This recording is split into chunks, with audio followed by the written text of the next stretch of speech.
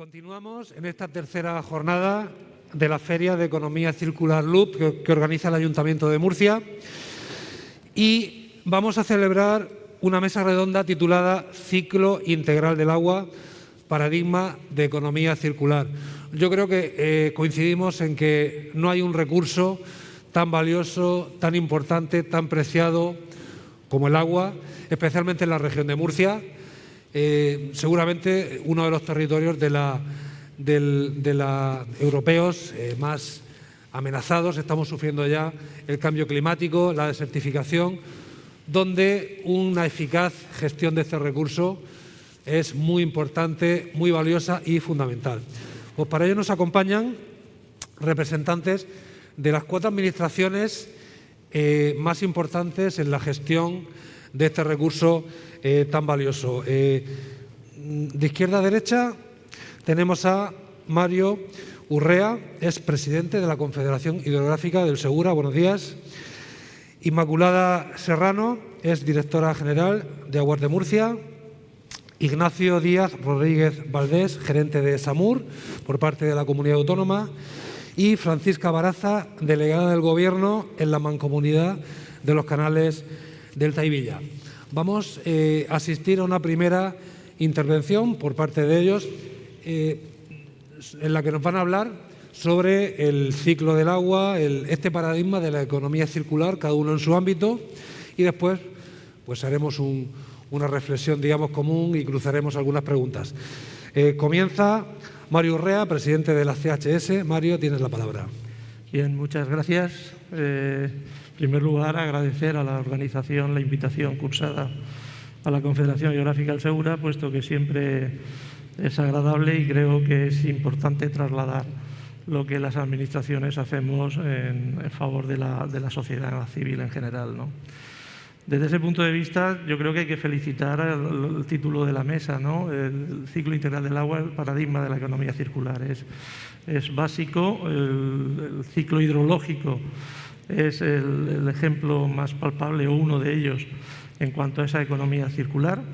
Y desde las administraciones lo que tenemos en concreto, en la Confederación Hidrográfica del Segura, lo que tenemos que es realizar un control y una protección del recurso hídrico en todo ese ciclo. Hay en relación a la economía circular pues distintos ya conceptos que están acuñados y el ciclo integral se enmarca dentro de eso que se llama el capital natural. Es decir, nosotros tenemos ahí un bien, tenemos que es nuestro, es de toda la sociedad y por lo tanto nos compete el velar a lo largo de toda su traslación a la sociedad, pues como digo, protegerlo y controlarlo. Luego está dentro de la economía circular lo que llaman ya el capital social, que es cuando ya intervienen las acciones antrópicas y se produce pues todo un ciclo que va desde la captación, el procesamiento, lo que es la fabricación, la distribución, el consumo y finalmente el vertido. En ese círculo o en ese ámbito, las confederaciones hidrográficas intervienen en el principio, durante y en el final. En el principio, puesto que evidentemente con la legislación nacional no podemos hacer un uso privativo del recurso si no es con la correspondiente autorización o concesión. Y por lo tanto, tanto con la legislación general, digamos el texto refundido de la Ley de Aguas o los reglamentos que la desarrollan, básicamente los planes hidrológicos de cuenca, que es la herramienta nuclear para luego llevar a los territorios todo lo que es las políticas de agua, pues como digo, en esos planes quedan claramente definidas las condiciones en que se pueden otorgar esas autorizaciones y concesiones. Luego también en el desarrollo de la utilización del recurso, pues dentro de la economía circular hay un concepto básico que es el del ahorro y la eficiencia. Desde ese punto de vista, las confederaciones, la normativa del plan hidrológico también tiene variables que hay que manejar para una gestión adecuada y esas son las dotaciones. Las dotaciones que los planes hidrológicos contemplan para poder utilizar tanto en el abastecimiento como en el regadío, como en los usos industriales, las horquillas que la racionalidad parece que aconsejan utilizar. De tal manera que si no se consiguen esos ratios, pues lo que se deben de aplicar son los programas de medidas en los planes hidrológicos para alcanzar mejores indicadores. Y luego cerramos el círculo porque una vez que el agua es utilizada debe de volver a su curso natural, bien sea a las aguas superficiales, bien sea por infiltración a las aguas subterráneas, y por lo tanto lo que hay que conceder son las autorizaciones de vertido. Por lo tanto, desde ese punto de vista, como he expuesto, estamos en el principio, estamos en el plano intermedio y estamos en el cierre de ese círculo desde el punto de vista de la utilización del recurso. Ese es un aspecto, yo creo, que es nuclear para una adecuada gestión de los recursos hídricos. Luego, la economía circular también lo que pretende es realizar una utilización lo más racional y lo más sostenible posible de los recursos en general. Y desde ese punto de vista, pues me gustaría hablar del binomio agua y energía.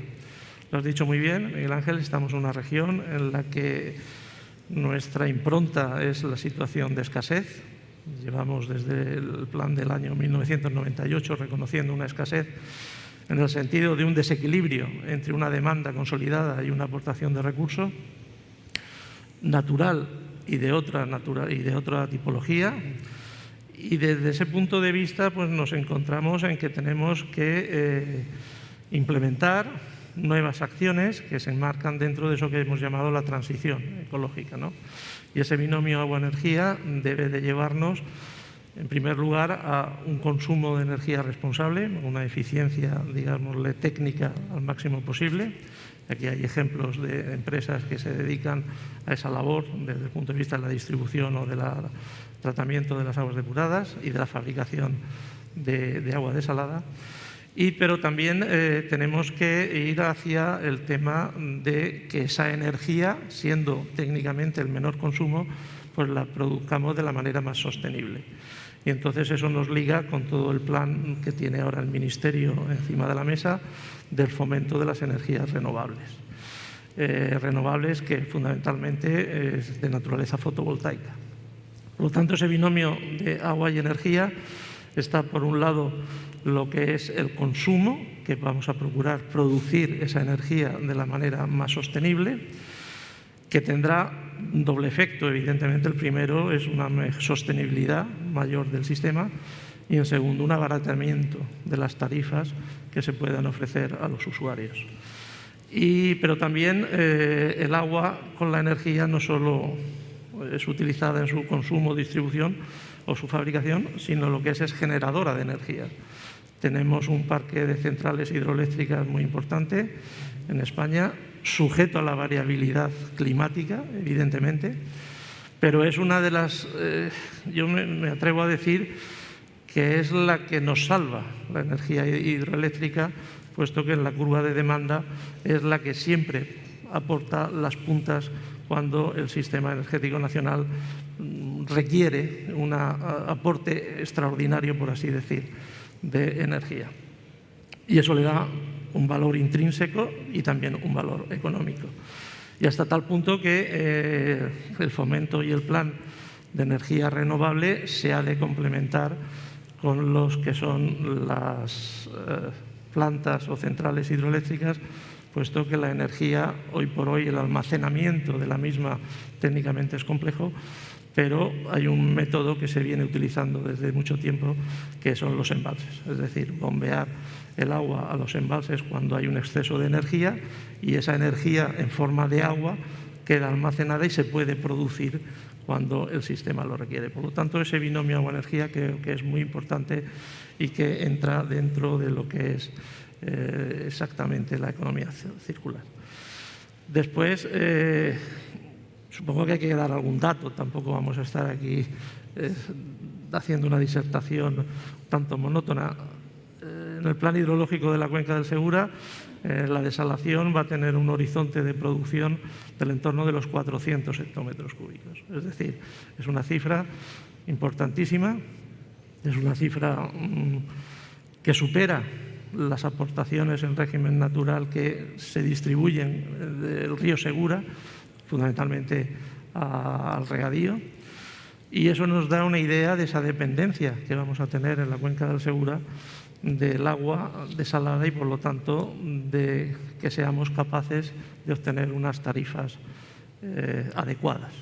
A mí me gusta utilizar ese término. ¿Y cuál es la tarifa adecuada? Pues ahí me refiero siempre a la Directiva Marco del Agua.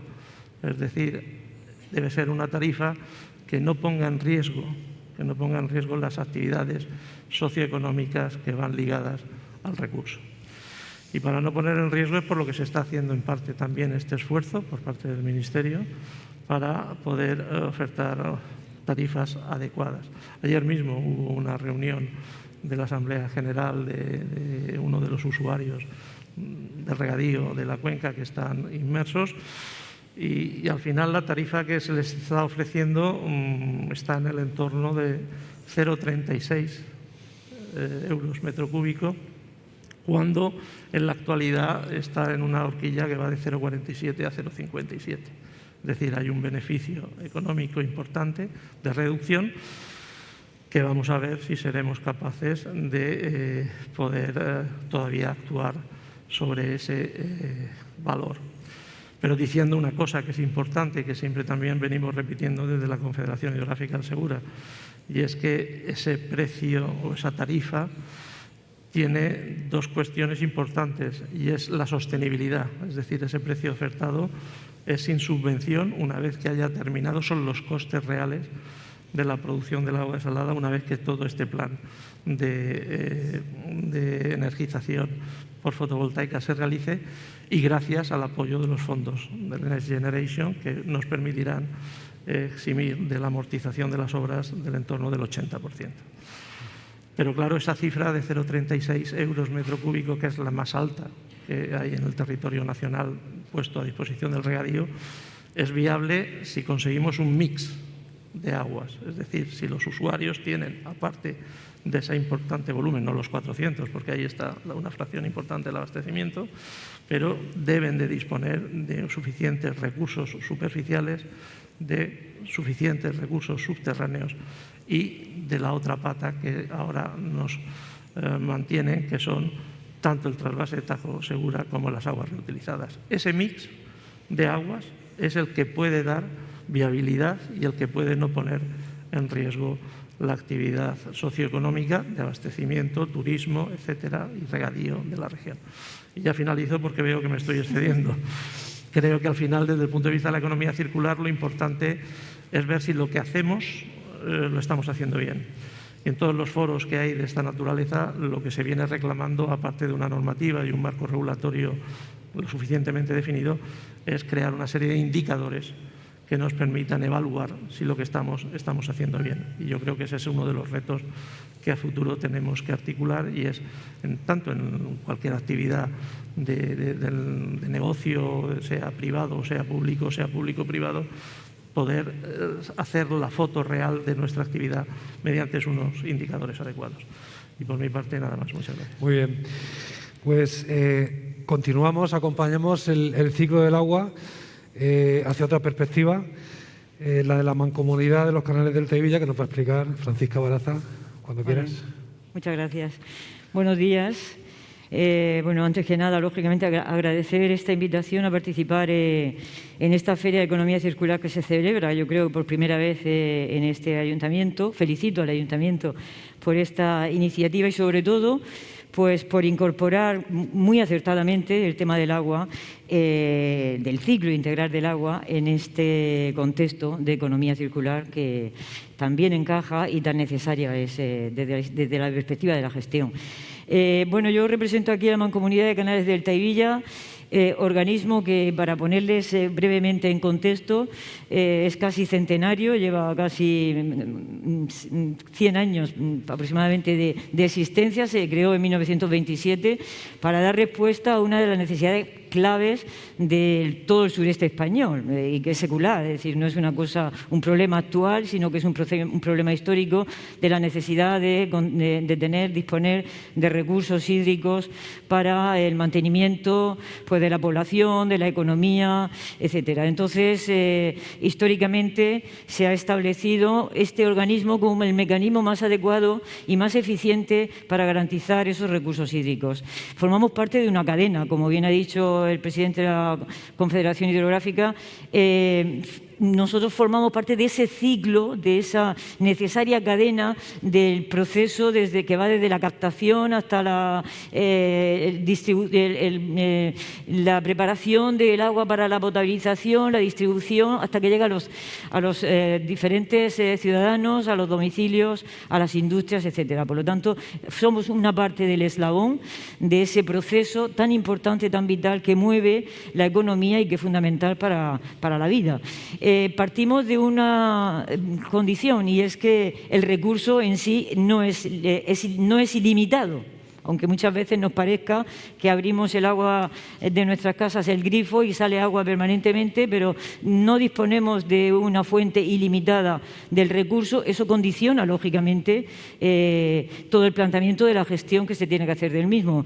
Es muy importante para que vean cómo nosotros nos planteamos desde la perspectiva de la economía circular toda la gestión, que vean, que conozcan el funcionamiento brevemente de lo que es la Mancomunidad del Canales del Tevilla.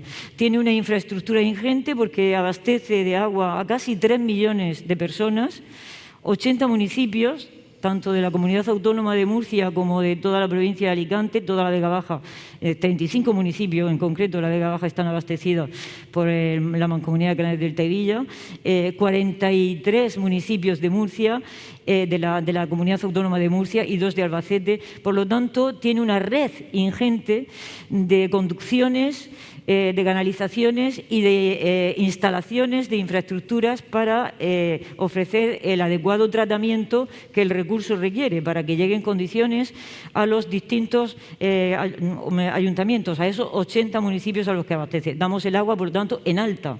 A partir de ahí empieza otro proceso que es la distribución en baja desde los ayuntamientos a cada uno de los domicilios o de las industrias. En ese proceso, lógicamente, se consume fundamentalmente mucha energía.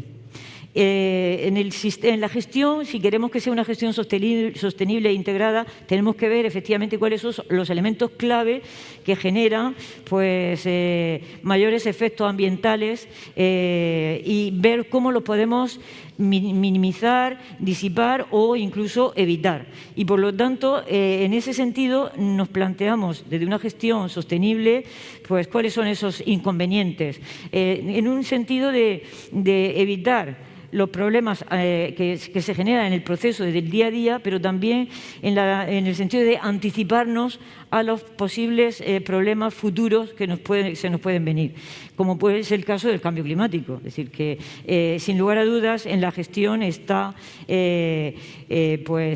muy presente las condiciones y los retos que nos enfrentamos frente a una situación tan cambiante, de tanta incertidumbre y de tantos problemas como se nos pueden venir en relación con los efectos que el cambio climático nos puede generar.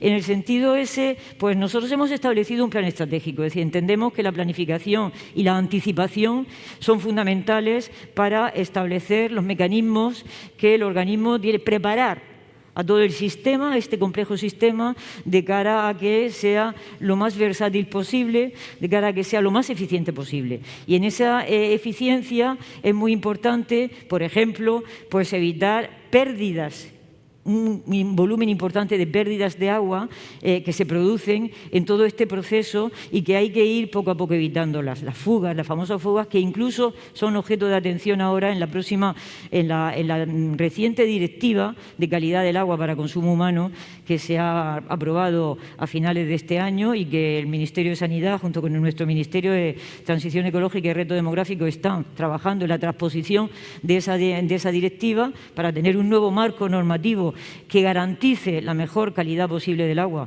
para el consumo humano. En esa directiva, precisamente, uno de los temas clave, aparte de la necesidad de anticiparnos, de planificar los riesgos, porque tenemos que adaptar nuestros organismos a gestionar el riesgo y la incertidumbre, es fundamental en un contexto incluso de economía circular. Entonces, en ese proceso sí que estamos trabajando en la planificación. Hemos aprobado en la Mancomunidad de Canales del Tavilla un plan estratégico donde contempla las líneas, los ejes fundamentales, la hoja de ruta que el organismo se tiene que plantear de cara a futuro, al menos en esta próxima década, de aquí a 2030, objetivos fundamentales que tienen que ver con la eficiencia, que tienen que ver con la mejor gestión para evitar, lógicamente, no solo pérdidas, sino también todo el tema de recirculación de los residuos que se producen en todo el proceso y, sobre todo, abordar la cuestión fundamental que ya se ha indicado aquí del binomio agua-energía. Los procesos que se utilizan para poder llevar el agua a los domicilios de cada uno de nosotros requieren un coste energético importante, porque la fuente del recurso, el agua, no está disponible. Muchas veces hay que trasladarla a kilómetros de distancia, hay que bombearla para subirla a determinadas zonas que tienen difícil accesibilidad, etcétera, y eso requiere un coste importante energético, no solo para la distribución, sino también en el proceso de producción. Para que tengan una idea de la cantidad de energía que consume la Mancomunidad de Canales del Tavilla, de todos sus bombeos y de todos sus 6 instalaciones de potabilización que tiene, 6 potabilizadoras, 4 desaladoras, 2 en Alicante y 2 en San Pedro del Pinatar. Eso genera un consumo energético importantísimo. De ese consumo, el 70% se lo lleva la desalación. Pero claro, la desalación es un elemento clave ahora mismo, no solo para el presente, sino de cara a futuro, por el problema efectivamente del cambio climático. Vamos a tener una reducción importante de recursos continentales, de recursos hídricos continentales, y por lo tanto tenemos que tirar de recursos que antes eran casi anecdóticos o convencionales, pero que cada vez se están haciendo más presentes en nuestras vidas, que es el recurso de la desalación. De hecho, Murcia, la ciudad de Murcia, el municipio de Murcia y toda su área metropolitana ya tiene un porcentaje importante de agua desalada, que viene de las desaladoras de San Pedro del Pinatar. Así que ese es un tema importantísimo y el elemento energía y consumo energético pues tenemos que tenerlo muy en cuenta. Tan es así que desde hace unos años estamos impulsando un plan estratégico de reducción de la huella de carbono y de eficiencia energética en la Mancomunidad de Canales del Tavilla. Hemos conseguido ya determinadas ayudas a través del IDAE, pero ahora con los fondos de recuperación, transformación y resiliencia, con los fondos europeos, vamos a dar un avance importantísimo en esa línea de trabajo que va a suponer pues, una apuesta al día en cuanto a la reducción de nuestra huella de carbono, que como objetivo tenemos al menos que reducir el 40% del consumo energético de aquí a 2030 en la Mancomunidad de Canales del Tavilla, en consonancia de todas formas con la Ley de Cambio Climático que en este país ya tenemos aprobada. Por lo tanto, hay un reto fundamental y quería, antes de terminar, indicarle, poner el punto en otra cuestión, en 2 cuestiones. Una es para garantizar y estar dentro de la línea de economía circular tenemos que ser eficientes, pero tenemos que incorporar en todo nuestro quehacer diario la digitalización. Los procesos de digitalización en las administraciones públicas se está dando un salto importantísimo, es fundamental el control centralizado, el disponer de información permanente, el poder detectar cualquier problema en la red, en la amplia red, tanto de tratamiento como de distribución que se tiene y, por lo tanto, el avance en los procesos de digitalización va a ser también una apuesta que a través de los fondos europeos se va a notar en los próximos años. Yo creo en todas las administraciones públicas, tanto regionales, estatales, como también locales. Y ahora les indicaré la propuesta que está trabajando el Ministerio de Transición Ecológica para llegar a todo el proceso de modernización del control del agua y de la gestión del agua en las administraciones locales y las ayudas que se están preparando para llevar a los ayuntamientos en esta línea de trabajo que tan importante es. Y por último, otra pieza clave, no solo ya la eficiencia, la digitalización, sino también el elemento clave para mí es el consumidor. Es decir, se necesita una mayor transparencia, una mayor información, una fluidez en la información. Los ciudadanos tienen que estar cada vez más informados, más concienciados, más sensibilizados y más integrados en toda una gobernanza que requiere la participación y la transparencia, y en ese sentido también estamos trabajando, porque entendemos que el papel del consumidor consciente es fundamental. Es decir, que tenemos que abordar ya temas muy importantes de reducción de consumos, de ser conscientes del agua que consumimos, y para eso pues, es muy importante pues, tener una buena información. Es decir, que el consumidor es una pieza clave en todo el proceso de economía circular, sin lugar a duda, y en la gestión del agua también. Muy bien, muchas gracias, Francisca. Nos metemos ahora en un aspecto importantísimo de la economía circular relacionada con el ciclo del agua, que es la depuración, y lo vamos a conocer con Ignacio Díaz, gerente de SAMUR. Ignacio, cuando quieras. Sí. Buenos días a todos. Muchísimas gracias al Ayuntamiento por la invitación y reconocer la importancia de este tipo de actos. Voy a empezar por una cosa que, aunque es obvia, creemos que es importante repetir. El agua es un bien público, base de la vida y de la economía de la sociedad. Por ello, en julio de 2010, ya la Asamblea General de Naciones Unidas reconoció el acceso básico al agua como un derecho fundamental. El carácter transversal del agua es un factor clave para el desarrollo sostenible a nivel económico, social y medioambiental. En la región de Murcia llevamos muchos años haciendo economía circular con el agua. Dada la escasez endémica de nuestra región, con unas precipitaciones de unos 350 milímetros año, las más bajas entre todas las regiones europeas, y siendo además el sector agrícola el eje económico de esta comunidad, con una producción de unos 2,5 millones de toneladas de Murcia, siempre hemos estado aprovechando al máximo estos recursos. Por poner como ejemplo que en la región el 98% del agua que consumen los ciudadanos, que consumen las empresas, que van a nuestras depuradoras, se reutiliza. De ese 98%, un 56% se hace directamente a agricultura, y otro 42% de forma indirecta, vertiendo a cauces y después que lo aprovechan también los regantes. Esto supone que entre 100 y 120 millones de metros cúbicos de las aguas regeneradas se ponen a disposición de los agricultores. Para reutilizar este agua, para poder depurar este agua, hay un parque de 99 depuradoras que esperemos que en los próximos meses, tanto en Murcia como en Molina, podamos ampliar con 2 depuradoras más. Estamos hablando con estos municipios y, por supuesto, los trámites con la Confederación, que aquí está su presidente. Y estas 99 depuradoras tienen tratamientos avanzados y la mayoría de ellos con tratamientos terciarios. Estamos llevando a cabo estudios de evaluación de riesgos muy rigurosos con entidades científicas para conocer los posibles problemas que podrían producirse tanto en el tratamiento, en la distribución, en el almacenamiento o en la reutilización. Se trata de generar confianza a los consumidores nacionales e internacionales. Los rendimientos de depuración en Murcia son muy elevados. Por ejemplo, en la eliminación del DBO5, que mide la materia orgánica biodegradable, estamos dando un rendimiento del 99%, cuando Europa, lo que exige, las normativas europeas, exigen un 70%. De acuerdo con los datos de la Unión Europea, publicados hasta la fecha, la región de Murcia es una de las 3 únicas regiones de España que cumple las exigencias de la Directiva 91/271 del tratamiento de aguas residuales. Otro de los aspectos, y metiéndonos ya de lleno en economía circular, aparte del uso directo del agua, como estamos diciendo en la agricultura, es siempre que no sean zonas vulnerables, que en cuyo caso estamos obligados, y así lo hacemos, a limitar nutrientes. Estas aguas en las zonas no vulnerables llevan nutrientes tanto como el fósforo, nitrógeno, cuya composición se lo da al agricultor y ayuda a que haya de echar menos abonos, ¿no? De las aguas residuales estamos obteniendo biogás a partir de la fermentación anaerobia de los lodos en los digestores.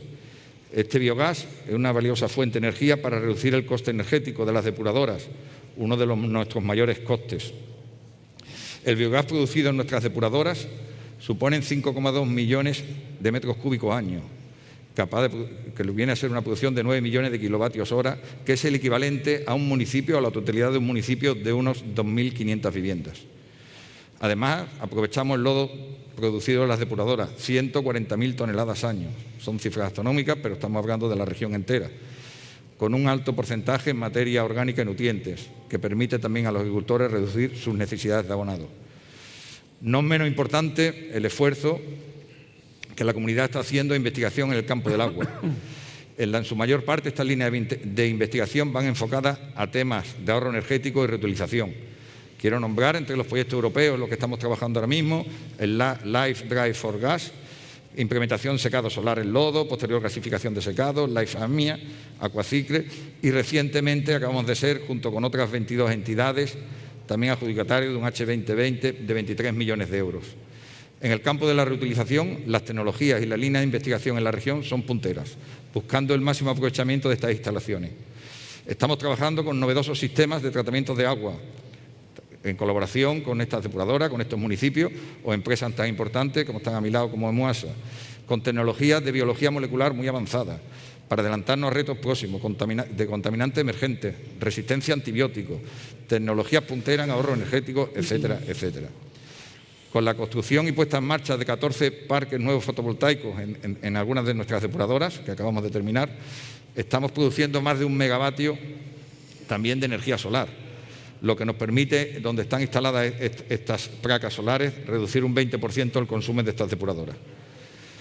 También me gustaría destacar, ya voy finalizando, el modelo de gestión de depuración de las aguas residuales en la región, que entendemos que es un claro ejemplo de economía circular. Se pretende sacar el máximo aprovechamiento de los recursos disponibles con el mínimo coste energético y máxima eficiencia. Un sistema eficaz que ha demostrado a lo largo de los años el cumplimiento de sus fines. La ley de saneamiento, en la que se basa la depuración, el sistema de depuración en esta región, 3/2000 de la región de Murcia, establece una estrategia de modelo de gestión que está basada en 4 pilares. Asignar las competencias a la Administración regional en materia de depuración, que es lo que hizo cambiar a Murcia y adelantar al resto de España. 2, implementación de una planificación regional mediante el plan de saneamiento. Primero fue el primer plan, ahora estamos ya con el segundo. Tercero, muy importante, ahora que se habla tanto de la España vaciada, o incluso podemos hablar de la Murcia vaciada al interior, ¿no? Implantación de un canon de saneamiento único para todos los ciudadanos de la región, que evite desigualdades y garantice la financiación adecuada para cualquier depuradora en el ámbito regional. Por último, la creación del organismo que dirijo, ESAMUR, especializado, que es capaz de llevar estos fines. Este modelo de gestión, el control del conjunto de las instalaciones, permite optimizar y ajustar los costes y llevar allí las inversiones donde son más necesarias, garantizando un nivel de depuración homogéneo y eficaz en todo el territorio. Muchas gracias. Muy bien, proseguimos ahora nuestros recorridos siguiendo el ciclo del agua y la economía circular en el ámbito municipal, con Inmaculada Serrano, directora general de Aguas de Murcia. Cuando quieras, Inmaculada. Bueno, en primer lugar, buenos días. Encantada de participar en estas jornadas que tan acertadamente ha organizado el Ayuntamiento y compartir mesa con estos ponentes de lujo que tanto saben de agua, desde luego, ¿no? A mí me toca descender al suelo, al terreno urbano y, bueno, ya se han dicho muchos conceptos, ¿no? Pero lo que quiero destacar principalmente que bueno, nos enfrentamos, y ya se ha dicho, a un desafío descomunal como es el cambio climático, ¿no? Nos enfrentamos a la escasez del recurso y principalmente del agua. Y bueno, en la región de Murcia lo sabemos, hay un estrés hídrico estructural, pero además es que nos enfrentamos a fenómenos meteorológicos extremos, ¿no? que con el cambio climático últimamente pues son más continuados, provocan problemas de inundaciones, etcétera, ¿no? Y bueno, y esto, gestionarlo en lo que es la ciudad de Murcia, en el término municipal de Murcia, pues es un desafío. Lógicamente entenderán que no es lo mismo, depende del tipo de ciudad y de municipio, ¿no? Nosotros nos encontramos con el problema de que, bueno, Murcia es muy plana y para llevar el agua residual hacia la depuradora tenemos que bombearla, ¿no? No es por gravedad como en otras ciudades. Esto hace que tengamos un número de bombeos muy alto en comparación con otras ciudades. Pero además también, bueno, los murcianos los casi 450.000 murcianos, ¿no? Vivimos en cerca de 800 kilómetros cuadrados. Si lo comparamos, por ejemplo, con Madrid, que viven casi más de 3 millones en 600 kilómetros cuadrados, entenderán que tenemos un reto muy importante para llevar ese agua a todos los murcianos, ¿no? Con 4.000 kilómetros de red que tenemos entre agua y saneamiento. Las tuberías de abastecimiento las tenemos todas motorizadas, controladas 24 horas por 7 días, para que sea lo más eficiente posible y precisamente no perder ni una gota de agua, que como aquí estamos diciendo, en la región de Murcia no lo podemos permitir ese lujo, ¿no? Y precisamente con este concepto, pues bueno, hay un dicho popular que el hambre agudiza el ingenio, ¿no? Y yo creo que desde Aguas de Murcia llevamos muchos años trabajando precisamente en reducir, reutilizar, cuidar el medio ambiente y, por tanto, aplicando políticas de economía circular y en proyectos futuros, ¿no? Al final estamos trabajando en un modelo de descarbonización, trabajando en la digitalización que comentaba antes Paca y en la tecnología para ir fomentando esta economía circular, ¿no? Y bueno, si hablamos de economía circular en el ciclo integral del agua aterrizado a lo urbano, pues bueno, ya lo ha comentado también el gerente de SAMUR, la depuración. O sea, es decir, en el ciclo integral del agua, la instalación que más energía consume y que más más residuos produce es la depuración. Por tanto, nosotros podemos convertir esas depuradoras en biofactorías, o sea, esas depuradoras que generan residuos y consumen energía en biofactorías que van a producir recursos de alto valor añadido.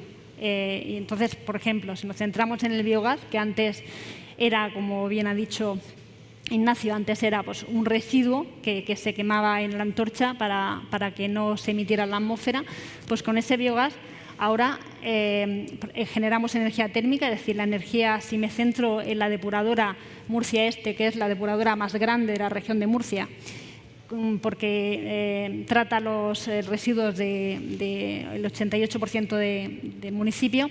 Si nos centramos en esto, pues también toda la energía térmica ya la producimos allí con el biogás, pero además el biogás, a través de la cogeneración, produce energía eléctrica, casi 6 gigavatios, lo cual supone que el autoconsumo de la planta, el 50%, es autoabastecido, ¿no? Pero además también con un proyecto de I+D+I de hace varios años, purificando ese biogás, podemos abastecer a los vehículos de la planta, ¿no? con ese biogás también. Eso si hablamos de biogás. Si hablamos de fangos, pues como bien decía Ignacio también, pues valorizamos el 100% de los fangos en agricultura. Por supuesto, ni que hablar de la reutilización una y otra vez del agua, fundamental, porque no tenemos, es escasa. Y por último, no quería dejar de hablar, para cerrar el círculo de la depuración, también de la protección a la biodiversidad y la implicación de la comunidad local. Es decir, hemos convertido pues, instalaciones grises y malolientes en lo que hemos dicho, ¿no? en instalaciones generadoras de recursos, pero también con una adecuada gestión protegemos la biodiversidad, flora y fauna de esas instalaciones. Y como ejemplo está pues, esa colaboración que tenemos ya de hace años con AMSE, donde hemos conseguido pues, erradicar especies invasoras, hemos conseguido plantar el bosque de ribera, etcétera, etcétera, ¿no? Creo que esto es importante. Y por último, ya para acabar otro eje importantísimo que también lo hemos repetido todos, ¿no? El tema de la gestión de la eficiencia energética y la gestión de los gases de efecto invernadero, ¿no? Recientemente Aguas de Murcia ha aprobado un plan director de energías renovables dividido en 3 fases, cuyo objetivo final es conseguir el 100% del autoabastecimiento de todo el ciclo integral del agua, todas las instalaciones, incluidas oficinas, ¿no? Y ahora hemos aprobado la primera fase, que está en torno a 1 millón de euros para los años 2022-2023, que conseguiremos obtener el 40% de autoabastecimiento. Hablando de otro tema, también intentamos que siempre que técnicamente sea posible, intentamos utilizar tecnología sin zanja, que evita, lógicamente, los residuos de la construcción, disminuye y evita contaminación atmosférica y acústica y, lógicamente, la molestia a los vecinos pues, son mínimas, ¿no? Pero también es cierto que hay partes que no podemos reducir y entonces, por tanto, apostamos, nos tomamos muy en serio medir nuestra huella de carbono, es decir, calculamos, reducimos y compensamos la huella de carbono y, de hecho, podemos decir que hemos sido la primera empresa del sector del agua, fuimos la primera empresa del sector del agua y también de la región de Murcia en autocompensar con un proyecto que era el bosque de ribera en nuestra etapa de contraparada.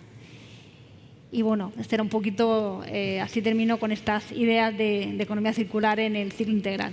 Muy bien, muchas gracias, Inmaculada.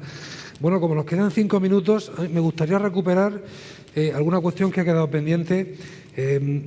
Paca, antes te has referido a algo que ibas a explicar después, no sé si algunos retos de la Mancomunidad de Canales del Teivilla en cuanto al ciclo urbano del agua.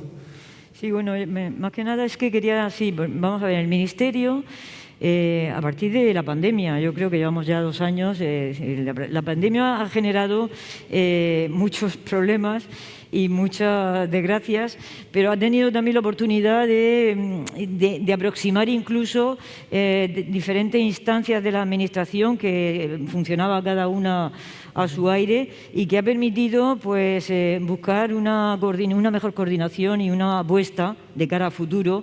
Yo creo que dentro de lo que hablábamos de la gobernanza colaborativa, es decir, que de las distintas instancias administrativas. Hay una mesa de trabajo que se denomina del ciclo urbano del agua, que el Ministerio de Transición Ecológica y Reto Demográfico no había puesto en funcionamiento, puesto que tampoco estaba muy centrado en lo que era el tema del ciclo urbano, puesto que fundamentalmente su preocupación fundamental es a través de las confederaciones hidrográficas, pues toda la gestión del agua, pero en concreto en el tema urbano no había trabajado intensamente. Hubo una aproximación a todos los operadores, tanto públicos como privados, que gestionan el agua urbana, y creó una mesa de trabajo con todos los operadores, AEAS, AEOPAS, todas las grandes organizaciones de operadores en este país, con el Ministerio de Sanidad, estaba también la Mancomunidad de Canales del Teivilla, es decir, todas aquellas instancias que gestionaban el agua con la intención, el agua del ciclo urbano del agua, ¿no? Es decir, en ese sentido. Ese trabajo que se ha ido produciendo a lo largo de estos 2 años ha permitido detectar un poco las carencias, las lagunas que existen en todo el tema de gestión del agua, sobre todo en el ámbito municipal, puesto que hay más de 8.000 municipios en este país y con una capacidad muchas veces de gestión y de recursos económicos complicada para dedicarle todo lo que se necesita para mantener todo el sistema de abastecimiento de agua en condiciones, ¿no? Ya hemos dicho antes que se ha detectado que hay hasta hace poco había pérdidas de hasta el 30% en el tema de las conducciones de agua, que es un disparate, y sobre todo, por ejemplo, en una región con estas carencias que tiene de agua. Entonces, hay una apuesta por inyectar mucho dinero y mucho esfuerzo en el tema de poner al día las condiciones de la gestión del agua, sobre todo en los ámbitos municipales. Y para ello pues se van a aprovechar los fondos europeos. Me consta que va a haber una serie de líneas, ya han empezado una serie de líneas de subvenciones a los ayuntamientos a través del Ministerio para apoyar toda esta puesta al día. Pero va a haber un impulso importantísimo también de colaboración público-privada en torno a 1.500 millones de euros dedicados al todo el tema del ciclo urbano del agua para, sobre todo, mejora en la digitalización y en la automatización de todas las redes y de todo el proceso de gestión del agua, que nos va a permitir, pues, no solo ganar en eficiencia, sino también disponer de datos, que es lo que nos hemos dado cuenta de que no disponemos. Tampoco disponemos de datos homogéneos. Cada comunidad autónoma gestiona a su manera, tiene unos datos de una manera, tiene unos indicadores de otra, etcétera. Se quiere crear un observatorio del ciclo urbano del agua, un observatorio nacional, y a partir de eso, pues avanzar en todo el tema de la puesta al día y ayudar a los ayuntamientos en que, bueno, se gestione el agua de una manera más eficiente, porque lo que se ha dicho aquí no solo ya es el circuito completo de abastecimiento, de depuración, etcétera, sino también, sobre todo, garantizar que no haya tantísimas pérdidas como todavía tenemos y buscar la eficiencia en estos sistemas, que también permitirá también tener una mayor eficiencia energética. Entonces, lo que quería comunicarles era eso, es decir, que hay una apuesta decidida por el propio Ministerio de Transición Ecológica para centrar una línea de trabajo y un eje fundamental de financiación en lo que es el ciclo urbano del agua, y que yo creo que en los próximos años pues veremos un poco los beneficios de esa apuesta. Muy bien, pues cerramos rápidamente, si es posible, con una intervención ya más rápida sobre retos de futuro en las diferentes administraciones. Mario, por ejemplo, por parte de la CHS. Bueno, los retos son los que venimos marcando hoy en esta charla y con antelación. Cambio climático, tenemos que enfrentarnos o adaptarnos al cambio climático de la mejor manera posible. Y luego lo he dicho en mi intervención de pasada y entronca con lo que decía la presidenta de la Mancomunidad. Tenemos que dotarnos de una serie de indicadores homogéneos para poder gestionar bien el agua.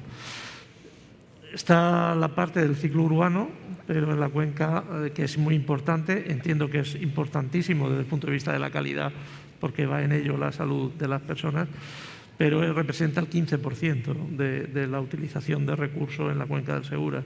El 82% es el regadío. Por lo tanto, el Ministerio también va a hacer una apuesta importantísima desde el punto de vista del control de esos usuarios que en el momento actual, no en la cuenca del Segura, no tanto en la cuenca del Segura, en que su situación de escasez nos obliga a medir cada gota, pero a nivel nacional sí que va a haber un avance desde este punto de vista.